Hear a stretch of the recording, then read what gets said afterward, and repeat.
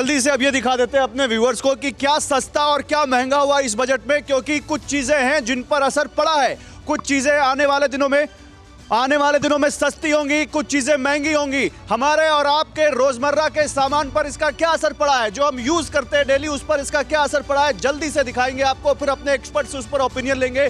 Big screen पर बस थोड़ी देर में आपके लिए आने वाला है सस्ता और महंगा। देखिए इस वक्त हम दिखा रहे हैं मोबाइल फोन सस्ता हो गया है और चिमनी, रसोई में चल रही चिमनी महंगी हो गई है।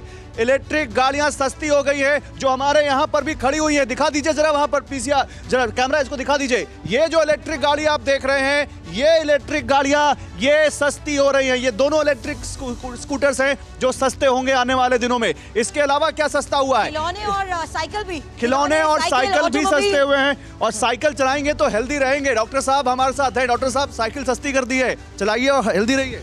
बिल्कुल सही बात है जी। कोविड के बाद हम सबने देखा है कि जो लोग हेल्दी थे, जो लोग फिट थे, उनके अंदर कॉम्प्लिकेशन और डेथ रेट बहुत कम था। तो कहीं ना कहीं प्रिवेंशन पे फोकस करना चाहिए बजट पे। और प्रिवेंशन के जो टैक्स तो आप भी देते होंगे, वो उस पर बोलिए ना।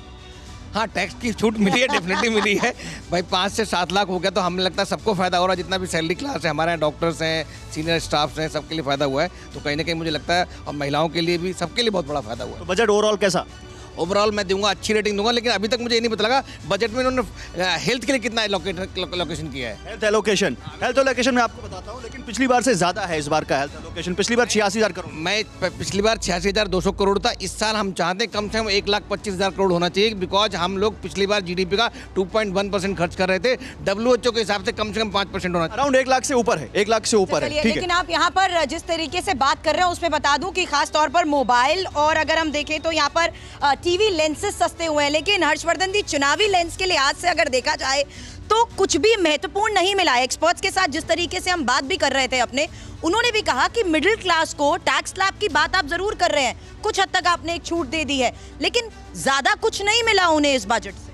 नहीं सुरभि, इस पे थोड़ा सा मेरा आपसे मतभेद है। जो इनकम टैक्स की बात करेंगे तो बिल्कुल सरकार जो चाहती है कि न्यू टैक्स रिजीम में जाइए, लेकिन शायद सरकार अब नहीं चाहती है और ये रियल इस्टेट पर इसका असर पड़ने वाला है। मैं नहीं जानता हूँ आज स्टॉक प्राइसेस क्या होंगी। रियल इस्टेट के शेयर निश्चित तौर पर आज गिरेंगे, क्योंकि नए घर खरीदने के लिए कोई गुंजाइश है नहीं, सरकार इंसेंटिवाइज नहीं कर रही। लेकिन जब हम कहते हैं कि रोजगार के लिए सरकार की जो प्रधानमंत्री कौशल विकास स्कीम है, जिसको 4.0 कह रहे हैं, जिस तरह से आर्टिफिशियल इंटेलिजेंस के लिए, जिस तरह से स्किल इंडिया के लिए, जिस तरह से 47 लाख युवाओं को स्टाइपेंड देने के लिए, जिस तरह से जिसको हम कहते हैं ना कि मैन्युफैक्चरिंग के साथ जो MSME जुड़ा हुआ है, उनको इंटरेस्ट रिबेट जो है उसको बढ़ाने की देखें। इन सब चीजों को जब हम देखते हैं तो सरकार ने एक बढ़िया फाउंडेशन दी है, बढ़िया बेस दी है, जहां रोजगार तैयार होंगे, बात करने के लिए रहेगा, बताने के लिए रहेगा। सीधे सीधे बताएंगे कि देखिए 38,000 तो हमने टीचर भर्ती कर दिए वो एकलव्य विद्यालय में। गवर्नमेंट बहुत क्लियर है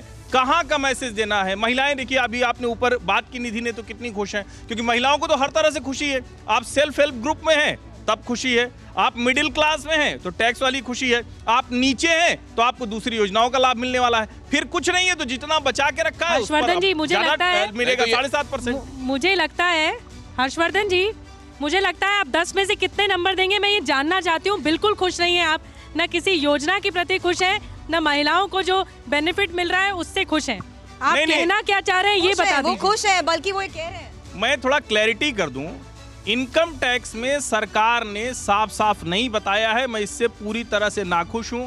आपने ओल्ड टैक्स रिजीम में इतना बड़ा वर्ग है, उसको साफ साफ बताना चाहिए कि भैया न्यू टैक्स में आ जाओ। ये एक पक्ष है जिस पर मैं बुरी तरह से नाराज हूं। लेकिन इस बजट को जब मैं देखता हूं अपने इस इनकम टैक्स वाले मोह से ऊपर हट के, बहुत अच्छा बजट है, सरकार का कंटिन्यूएशन वाला बजट है इंफ्रास्ट्रक्चर पर। अच्छा, क्या अच्छी बात लगी आपको? एक सेंटेंस में बताइए, सबसे अच्छी बात इस बजट की क्या लगी आपको? मुझे एक सेंटेंस में सबसे अच्छी बात लगी, भारत की सरकार ने भारत को दुनिया की टॉप इकोनॉमी के लिए जो सबसे जरूरी है, कैपिटल एक्सपेंडिचर 33% बढ़ना, ये अपने आप में कमाल की बात है। पहले की सरकारों ने इस बारे में कभी सोचा ही नहीं। लेकिन महत्वपूर्ण बात क्या है निधि, आप वहां रहकर भी देखिए यहाँ तक पहुंच बनाए हुए हैं। वहां के लोगों के साथ बातचीत के बाद यहाँ हर्षवर्धन नहीं, एक सेकंड, आलोक पुराणिक जी के पास जाने दीजिए मुझे। आलोक पुराणिक जी, ये जो बात कही जा रही है, देखिए इसमें इशारा ये भी दे दिया गया कि पुरानी व्यवस्था जो है टैक्स के संदर्भ में वो कायम तो है, लेकिन इससे धीरे धीरे इसको किनारे कर दिया जाएगा।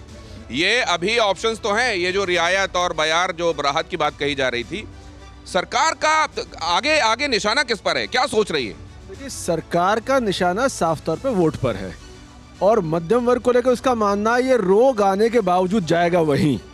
लेकिन जो मैं आपसे कहना चाहता हूँ, उसका जो सबसे पॉजिटिव जिस पर हम कोई जिक्र नहीं कर रहे हैं कि इतने मंदी के माहौल में भी फिस्कल डेफिसिट, राजकोषीय घाटा जो आंकड़े सामने आए हैं 23-24 में 5.9%, अभी 22-23 में 6.4% था और 24-25 में 4.5%। तो अगर राजकोषीय घाटा यहाँ जाता हुआ दिखाई पड़ रहा है तो हमें साफ दिखाई पड़ता है कि एक अनुशासन का, भारी अनुशासन का पालन किया गया है। और ये मुझे, अगर हम पर्सनल इकोनॉमी पे, तो मैं इसको कहूँगा साहब कतई ना खुश हूँ। फिस्कल डिसिप्लिन है